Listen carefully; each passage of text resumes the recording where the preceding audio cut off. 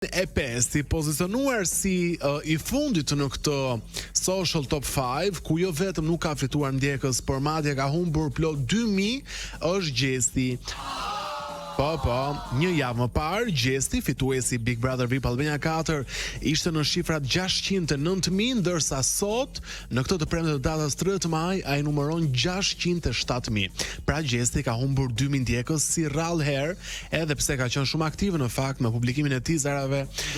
Ish banorja Big Brother VIP Gerta Gixhari, aktualisht moderatore në Goca dhe Gra. Një javë më parë ai ishte në shifrat 120.000 ndjekës në Instagram, ndërsa sot numëron 121.000.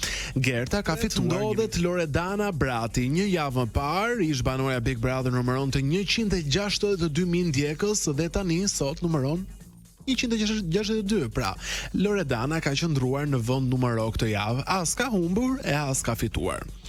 Egli Tako. Edhe pse ka publikuar këngën e saj më të re me titull Jetë, e cila ka marrë shumë vëmendje, Egli nuk është se ka arritur të fitojë një shifër të lartë ndjekësish në Instagram, megjithëse ka fituar 1000 gjatë kësaj jave.